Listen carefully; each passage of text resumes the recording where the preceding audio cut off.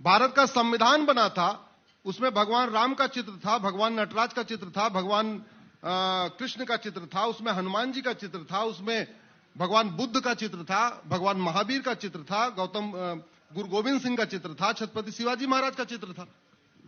लेकिन चूंकि बेटी को सेकुलर शब्द जोड़ना था, इसलिए पिताजी ने, नेहरू जी ने वो संविधान के चित्रों को निकलवा दिया।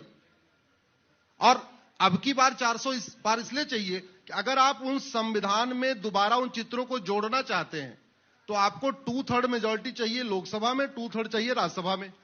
राज्यसभा में इस समय एनडीए के पास 117 है। तो रास्ता क्या बचा? रास्ता यह है कि आप लोकसभा राज्यसभा का ज्वाइंट सेशन बुलाइए, उस ज्वाइंट सेशन में 2/3 से पास कराइए। ज्वाइंट सेशन में 2/3 से पास कराने के लिए 521 सांसद चाहिए। अगर आप संविधान में दोबारा उन चित्रों को जोड़ना चाहते हैं, मैं रिपीट कर दे रहा हूं, तो आपको 2/3 बहुमत चाहिए लोकसभा राज्यसभा में। राज्यसभा में 2/3 हो ही नहीं सकता, अभी तो नॉर्मल मेजॉरिटी नहीं हुई। राज्यसभा में 121 सांसद चाहिए, एनडीए के 117 हुए हैं, तो 4 ऑलरेडी कम है। अब दूसरा क्या रास्ता? दूसरा ये रास्ता है कि आप लोकसभा राज्यसभा की ज्वाइंट बैठक बुलाइए, उसमें 2/3 से पास कराइए। उसमें 2/3 से पास कराने के लिए 521 चाहिए। अब 521 में से 117 राज्यसभा में है, यानी लोकसभा में आपको 404 चाहिए।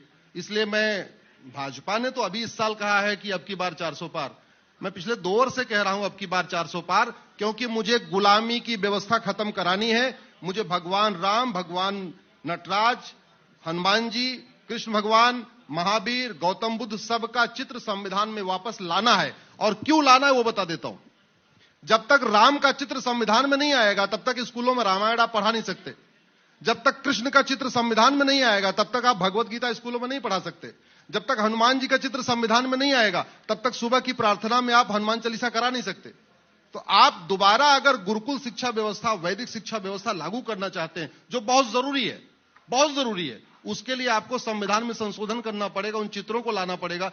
इसके लिए अब की बार 400 पार। आपको सेकुलर शब्द हटाना है, फिर वही 404 चाहिए। 400 नहीं, 404 चाहिए। आपको धर्मांतरण रोकना है, आर्टिकल 25 से प्रोपोगेट शब्द हटाना पड़ेगा। प्रोपोगेट शब्द हटाने के लिए आर्टिकल 25 बदलना पड़ेगा। आर्टिकल 25 बदलने के लिए 404 चाहिए। आपको ये जो तुष्टीकरण चलता है माइनॉरिटी मेजॉरिटी के नाम पे, इसको ठीक करना है, आर्टिकल 30 खत्म करना पड़ेगा। आर्टिकल 30 चूंकि फंडामेंटल राइट है, उसको बदलने के लिए लोकसभा में 404 चाहिए, तब ज्वाइंट सेशन पे हो सकता है। अगर आपको नार्को पॉलीग्राफ ब्रेन मैपिंग बनाना है, आर्टिकल 20 बदलना पड़ेगा। आर्टिकल 20 बदलने के लिए भी 404 चाहिए। आपको समान शिक्षा लागू करना है कि गरीब अमीर की किताब एक हो, 1 नेशन 1 एजुकेशन बोर्ड हो, हिंदू मुस्लिम पारसी ईसाई सबकी 10वीं तक की किताब एक हो, उसके लिए आर्टिकल 21 बदलना पड़ेगा। उसके लिए भी आपको 404 सीट चाहिए। आज जो व्यापार के नाम पे हुक्का बार खोले जा रहे हैं, डांस बार खोले जा रहे हैं, सुट्टा बार खोले जा रहे हैं, दुनिया भर की कहानियां चल रही हैं। अल्टीमेटली आज भारत का युवा 2 चीज से बर्बाद हो रहा है, नशे से बर्बाद हो रहा है और अश्लीलता से बर्बाद हो रहा है।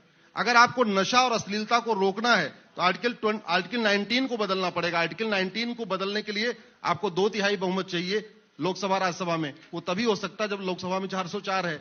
आपके फंडामेंटल ड्यूटी सब लिखा हुआ है, आपको क्या क्या पालन करना है, लेकिन जो पालन नहीं करता उसको दंड नहीं मिलता। तो दंड की भी, जो आदमी अपनी फंडामेंटल ड्यूटी न माने उसको दंड मिले, ये करने के लिए आर्टिकल 51 बदलना पड़ेगा। उसके लिए आपको 400 पार करना पड़ेगा। ये गुलामी की पुलिस व्यवस्था बदलना है, 1861 का कानून बदलना है, पुलिस एक्ट, तो आपको 400 पार करना पड़ेगा।